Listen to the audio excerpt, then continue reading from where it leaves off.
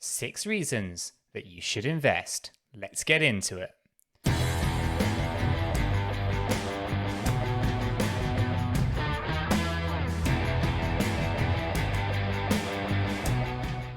So Chris, today we're going to be taking a look at the 6 reasons that you might want to invest in cryptocurrencies. As we get into this, if you do find this video useful and informative, hit that like button. We both really do appreciate it. And of course, if you're new to the channel and you want to stay up to date with all of those new gems and cryptocurrencies that we talk about here at Cheeky Crypto, then do consider subscribing to the channel. By subscribing, you're going to be kept up to date with absolutely everything we do here at Cheeky Crypto. It is free and you'll stay well informed, so why not? And with that being said, Chris, is there anything else you'd like to add before we jump down to the desktop and talk a little bit around, why we think, you should be investing in cryptocurrency? Well, I was just going to say you're far too modest, Nick. If you like making money, subscribe, watch the show. Many people have made lots of money doing research on projects that we've highlighted to them. So why not give us a subscribe? But Nick, apart from that, for me, like, I don't think there's anything really to add. Anyway, in good fashion, let's jump down to the desktop. Let's do it. Right. So, 6 reasons that you should invest in cryptocurrencies. At least it's our opinion. This is not financial advice, and we always recommend that you do your own research. But these are the 6 things that, we think everyone should kind of be aware of. So, first up, Chris, has to be innovation, right? So you may have heard of the downfalls of the industry back in 2017. And, who hasn't, right? The financial crash was just disastrous. But cryptocurrency is relatively still a new field. And so it is expected that there are still some setbacks. However, there are assets out there that are still some of the biggest financial innovations in the world today. And Bitcoin has hit over $1 trillion in 2021. That's a massive milestone. So the underlying technology behind cryptography, which is called blockchain technology, is also one of the reasons why you should invest in it. And thanks to blockchain technology, your transactions are safer because it makes it difficult for transactions to be changed or hacked. Both cryptocurrency and blockchain are widely accepted today.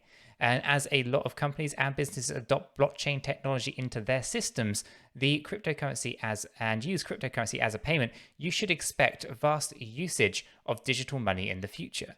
And this is something we talk a lot about on the channel. There's a bit of a roadmap out there already, guys. And if you do a little bit of research into some of these central banks around the world, you'll find roadmaps where they're actually already starting to look at integrating digital currencies. So you'll have to watch out for those central bank digital currencies, the roadmaps for, Bank of England or whatever it may be, and see what kind of things they have in store. For most places that we've seen, Chris, it's around the 2025 milestone, although some countries actually are looking to launch as early as 2022. So lots going on in that space. But Chris, do you want to talk a little bit around growing as well, which is another key thing when it comes to, reasons why you might want to invest in cryptocurrency? Yeah, I mean, you touched on some of the subjects there that I guess sort of encompass a bit of the side of growth. And when we started the YouTube channel back, in 2020, I think it was October, Nick, sometime at the beginning of October, the market cap for the crypto space was $300 billion.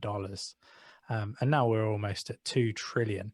And you think that's not over a great length of time. And, we were talking about multi-trillion market cap for crypto back in October.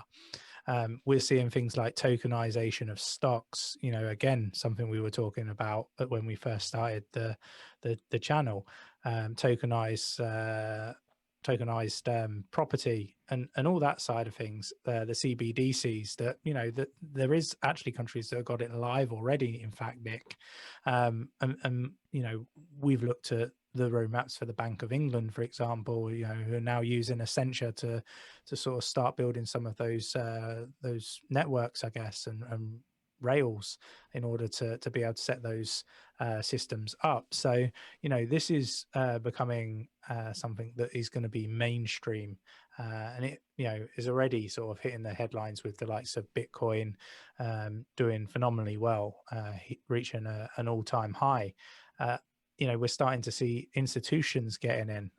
You've now got the likes of PayPal allowing customers to make payments with cryptocurrency to all of the outlets that utilize PayPal, which is just massive in the US.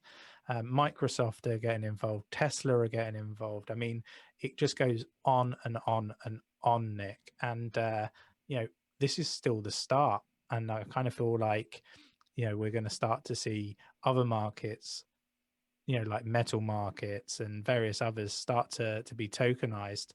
I kind of see cryptocurrency as the market that's going to encompass all of the markets.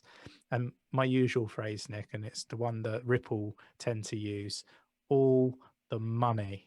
It is, isn't it? It's going to be huge, Nick. It really is. So growth, anybody that's in this space already is in super early. And for me, it's the biggest transfer of wealth in history. And people are going to be kids of the future are going to be taught this in school.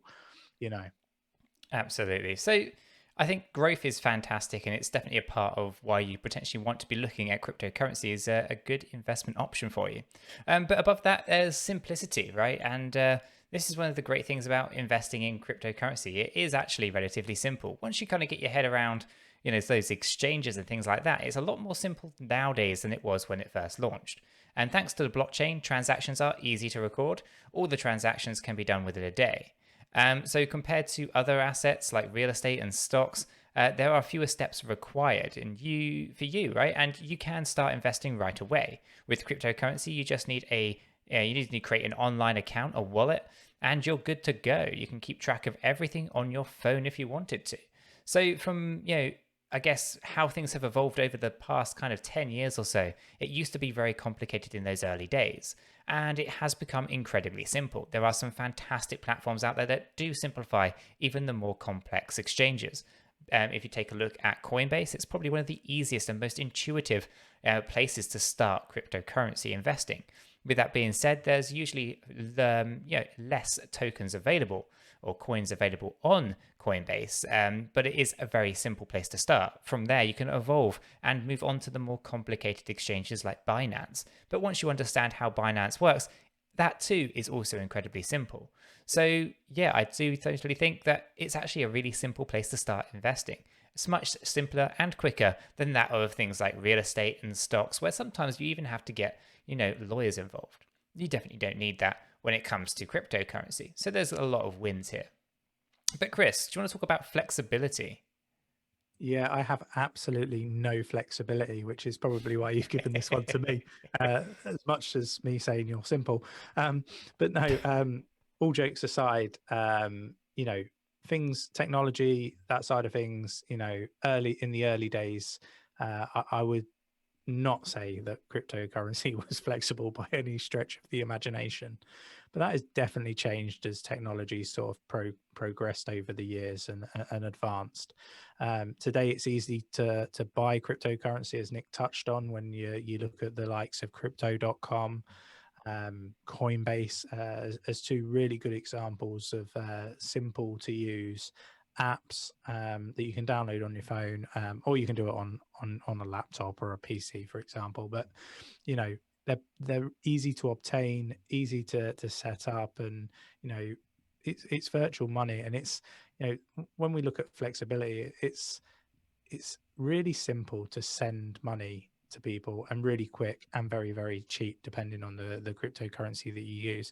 So for example, it might take only 2 seconds to send some XRP from one side of the world to the other, and be able to exit it off of one of those platforms into your bank within minutes. It is remarkable, really, when you consider the fees of using other platforms out there to send money around the world. And that's particularly useful in countries like America, where you've got people that are coming over from say Mexico, for example, and they're sending money back from America to Mexico for their families. And you see this across the world, right? There's lots of people that do this in various different countries, but that was just the example that came to mind. But it's ultra flexible. It's cheap for the fees in order to transfer cryptocurrencies around as well. So yeah, I think it's fantastic. You can even purchase a Tesla now with Bitcoin. I mean, who would have thought that a few years back? I mean, yeah, I mean, I don't know who would want to do such a thing either. I mean, Nor imagine do that I. buying a depreciating asset with an appreciating asset. Not probably the wisest move, but you can see why Tesla would like to part you with your Bitcoin. But moving on, we can see that there's independence that also comes as a part of this, right? So you can be kind of assured that your money is safe and it is solely yours as long as you're using something like a hardware wallet or a wallet where you own the keys. The hardest part of cryptocurrency might be getting your head around wallets and understanding that actually a wallet actually isn't a wallet. In fact, it's just a key to access your cryptocurrency. So you want to make sure you have those keys. If you do not own those keys, then technically, is that cryptocurrency even yours? So there is a little bit of independence here if you know how to get to it. So absolutely vital that you do potentially investigate those hardware wallets or wallets that allow you to have the ownership of the keys because your keys, your crypto, right? And it's not quite the same as opening a bank account. For example, there are restrictions or policies or even government regulations that kind of restrict what can move and move out in or out of your bank account, right? And we see this here in the UK, where if you had a transaction of, let's say, £10,000 sterling hit your bank account, that's going to automatically be flagged. And it's all around that money laundering and all that kind of good stuff. Now, I'm not saying that doesn't exist within the crypto space, but ultimately, you could quite easily move large sums around to different hardware wallets, and there's no one really going to be stopping you doing so.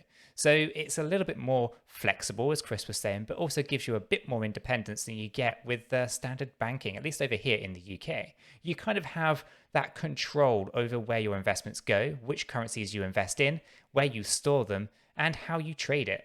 And you don't have to worry about those nasty banking policies, shall we say.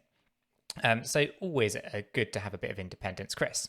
So maybe it's worth talking about the kind of juicy returns that you can get. Yeah, one of my favorite parts of investing, not just in the crypto space because I invest in various different markets, but particularly with crypto, the gains are juicy, as Nick said. You have got to get used to the levels of swings in price. But if you're a long-term investor, um, they shouldn't bother you so much. A 30-50% swing is common in cryptocurrency. So you have to kind of just get used to that, and it can be a bit daunting if you've got $10,000 in a portfolio, for example, and then you see it go to 6, or you see it go to 5. That can be a little bit daunting, right? But it can also go the other way to 15 to 20. And if you look back through some of the recent videos that Nick and myself have done on the channel, you will see thousands of percent worth of gains of projects that we've invested in and talked through. Back in October, if we go back that far, we've been looking at projects that were less than a cent. You look at those same projects now, I mean, it's remarkable, isn't it, Nick? It is, yeah. I mean, we've seen over 3,000% gains with things like VeChain. We've seen 1,600% gains with Anchor. We've seen thousands of gains, percentage gains with One Harmony, close to 1,000% with SingularityNet. The list goes on and on and on. So it can be incredibly lucrative if you invest in the right projects. You want to be very mindful though. There are juicy gains available, but there's also those nasty losses, right? It always nets to zero. So when one person makes a gain, another person will make a loss. So it's important that you only invest in projects that you truly believe in, that have a good, strong use case, and that ultimately do resonate with you as an investor. This is at least our ethos, isn't it, Chris? Yeah, you have to go do your research. We talk about this like every single live stream, how important it is to go do that research. You can't just invest in something because there's a load of hype around it. you have to go look at the fundamentals of the project, look at the tokenomics, look at the people that are managing that project. Are they even capable of managing a project? Can they keep the lights on for a whole AMA? Can they be trusted? All sorts of different things. Have they been involved in any rug pulls on previous projects? I just kind of feel like, there's YouTubers out there that get paid and they're not transparent in their approach to let you know that actually they're being endorsed to talk about a project. Nick and myself, if we were to be paid by a project, we would be upfront about that on our show, but that doesn't mean that everyone else in the space is doing that, right? So, with that said, you've got to go do your own research. You can't just watch YouTube videos or just see what people are writing on Twitter and Facebook and Instagram and all those places and just buy into hype. You've got to look at white papers. You've got to look at the team. You've got to feel comfortable that that project is the right one for you to be investing in. And Nick and myself, we spend hours upon hours. We might not be the fastest to talk about a project, but if we're talking about it, just be reassured that we've definitely done our research on it and we wouldn't be investing our money in it and talking about it unless we truly believed in that project. Absolutely. So, guys, those are the 6 kind of reasons why we think you should be looking at cryptocurrency as an investment option for you. Obviously, not financial advice, but at least in our opinion, we do think that cryptocurrency is a fine place to be. And hopefully you did find this useful. If you did, hit that like button. We both really do appreciate it. And of course, if you want to stay up to date with all of the hidden gems and new cryptocurrencies that we talk about here at Cheeky Crypto, do go ahead and subscribe to the channel. By subscribing, you're going to be kept up to date with absolutely everything we do here at Cheeky Crypto. It is free. You'll stay well informed, so why not? And with that being said, we hope everyone has a fantastic day, and we'll catch you all in the next one. Yeah, take care.